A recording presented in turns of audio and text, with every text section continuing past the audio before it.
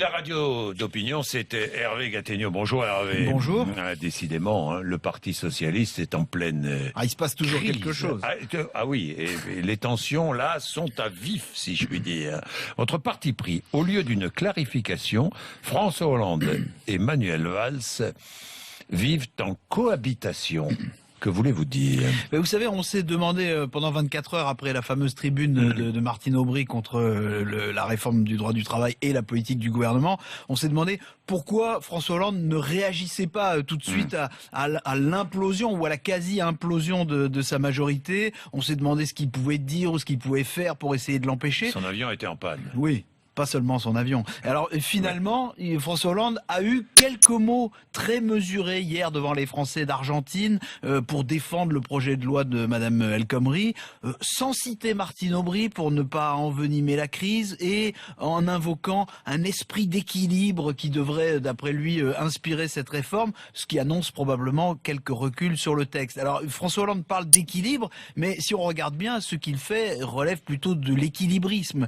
Il doit gérer une tension de plus en plus évidente, vous l'avez dit, avec son Premier ministre, et en même temps un conflit ouvert avec une majorité qui est la sienne, mais qui approuve de moins en moins sa politique. Bon, ça ne ressemble pas à la clarification que réclame sans arrêt Manuel Valls, mais ça ressemble en effet à une nouvelle cohabitation, je dirais une cohabitation triangulaire, président, Premier ministre, majorité. Mais dites-moi, est-ce que vous considérez que Manuel Valls est en train d'agir contre François Hollande, qu'il serait prêt, pourquoi pas, à se présenter contre lui à la présidentielle? Alors, de plus en plus de socialistes pensent que Manuel Valls joue une carte personnelle, y compris des socialistes à l'Élysée.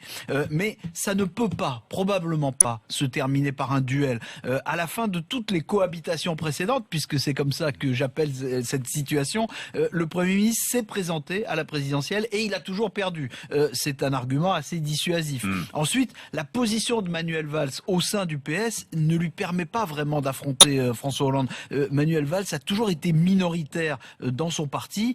Malgré les apparences, il le reste. Et puis, vous savez, dans les sondages, même si Manuel Valls est plus populaire que François Hollande, il n'apparaît pas plus capable que François Hollande de faire gagner la gauche en 2017. C'est aussi un argument. Ce qui se passe en réalité, c'est que Manuel Valls, comme d'ailleurs Martine Aubry, et comme un nombre croissant de socialistes en ce moment, commence à penser que François Hollande pourrait ne pas être candidat à sa réélection. Donc Manuel Valls, lui, se prépare à être candidat et ses adversaires se disposent, eux, à l'en empêcher. Disons que dans cette hypothèse, il y aurait une primaire et la montée d'un anti-valsisme primaire. Oui, mais dans tout ça, on parle moins du projet de réforme du Code du travail qui nous concerne plus que les querelles entre Manuel Valls, François Hollande, Martine Aubry.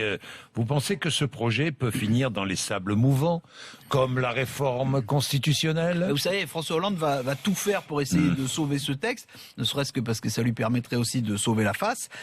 Avec un peu de perversité dans la journée d'hier, Manuel Valls a bien souligné que cette réforme était autant celle du président de la République que la sienne, puisque l'Élysée a approuvé le contenu du texte, ce qui est probablement vrai.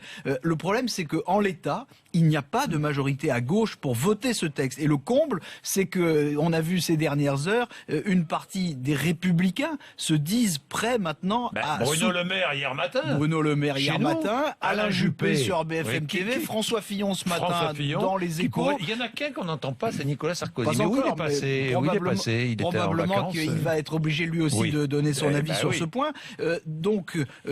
Si une partie des Républicains se dit prêt à soutenir voter, ce projet, eh bien, on se retrouve dans une position assez proche de ce qui s'était passé. Rappelez-vous sur ce débat que la France entière a adoré sur la déchéance de nationalité. Donc, au fond, la droite, ce matin, elle est à peu près dans la même position que Manuel Valls. Oui au projet El Khomri, à condition qu'il ne change pas d'une virgule. Donc, si on résume, la majorité socialiste ne veut pas de cette réforme. François Hollande ne sait pas du tout quoi faire. La droite est prête à soutenir le Premier ministre. Finalement, c'est peut-être ça que Manuel Valls appelle une clarification, mais alors pour nous, c'est tout sauf clair. Enfin, tout ça est bouleversé, les Français veulent que ça bouge quand même. Alors nous allons voir dans les semaines qui viennent, ça va être très très intéressant.